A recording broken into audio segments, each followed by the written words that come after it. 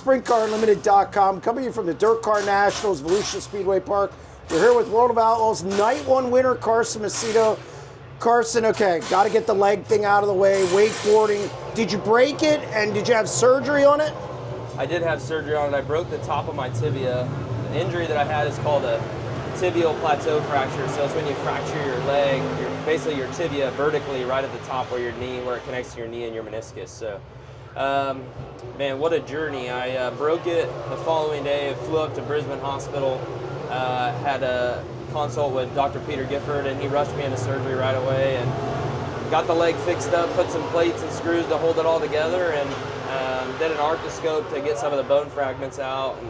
And here I am 7 weeks later, racing in Volusia. So what a turn of events. Last year we came here and took a provisional Night 1, a struggle to say, the least, and really kind of struggled all week, and to come back here and rebound like we have and find the speed that we had tonight all night long, even with an engine missing a little bit in qualifying, we were still able to lay down a really respectable lap. And yeah, just a lot of unsurety, just a lot of unsure thoughts going into my head going into the night.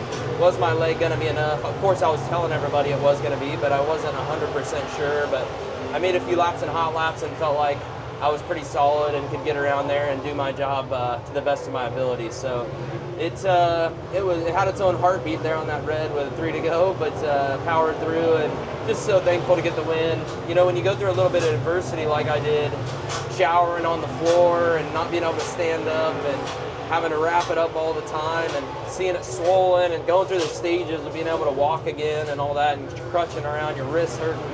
It makes the little things in life, really makes you really appreciate those things and not take for granted the beautiful things that are in my life and the blessings that I have every day. So just so thankful for the people around me, and JJR, Philip, everybody, Adam, Robbie, to come in here with a team that we had last year, and we're all meshing right away and we're in the swing of things. It feels incredible, and I'm so thankful to get a win.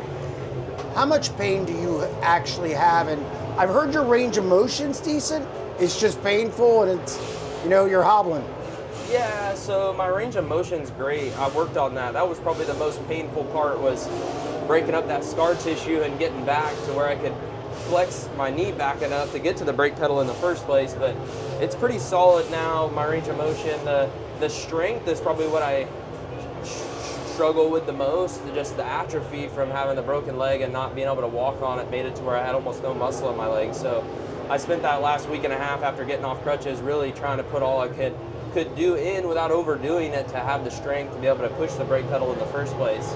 But the pain, I would say, is just just take pain medication and try to power through it. I get sore more than anything. As far as walking, it doesn't really hurt, but my extension's not that great yet because of the swelling, so I can't quite walk normal, so I look like I'm in probably more pain than I am.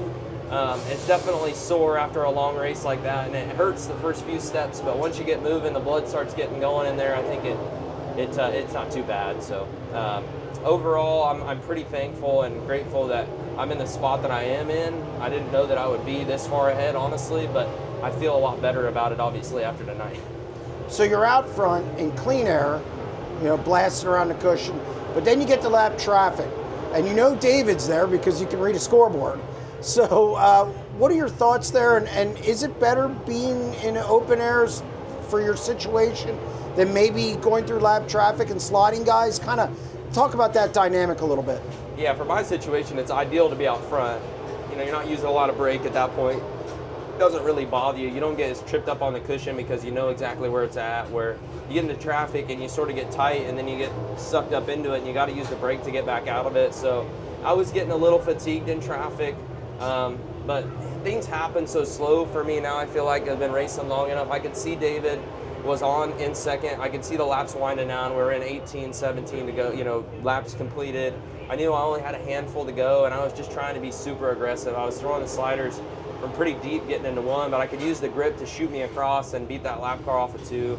And I felt like that was where I kind of separated myself to be able to get the win. I think there was one lapper that I didn't complete the slide job. I think maybe on the 88 of McCarl. I slid him and didn't clear, and I got super nervous getting into 3 that I was going to get rounded up by somebody, but luckily I must have had a decent enough lead at that point that I didn't get past. How satisfying is this? Last year, awful down here, which is so odd. Yeah. There's got to be some relief, leg aside, that you're back in form at Volusia, a place that you were good at. Last year was dismal. It got you behind. You were playing catch-up all year. Now you come out the first race and win at Volusia. It's just the turn of events. It's got to kind of give you a kind of a relief that, hey, last year was an anomaly. Yeah, I just felt like we figured out what we needed and what was wrong last year after we left, and I knew that Phillip and these guys were capable of coming back here and putting a race car on the track that was more than capable of winning here. We've been so good here in the past, and even when I was actually here with the 2-car, I ran fairly decent. But didn't ever win any races, but we could qualify and run in the top 10. So, yeah, it feels good to come back and rebound. Like I said, last year was really bad, and we ended the year last year with this engine, with this same package, and we had a lot of speed in that second half of the year. And so I felt really confident that if I could do my job correctly, that we would have a pretty good balance and be close tonight. And right from hot laps, really, I felt pretty solid. And then, like I said, in qualifying, that we had a miss, and I actually thought that we were going to be in trouble. And then our time was still really good. So I feel like if our engine would have been running, we could have maybe even gained a 10th or so there. So that feels good. I feel like we've got maybe a little bit more in the tank. Who knows? The track could be totally different tomorrow. That's why it's dirt track racing. But yeah, it feels super good, and I couldn't be more thankful to be here and put it in victory lane. Well, congratulations on the win. Thank you.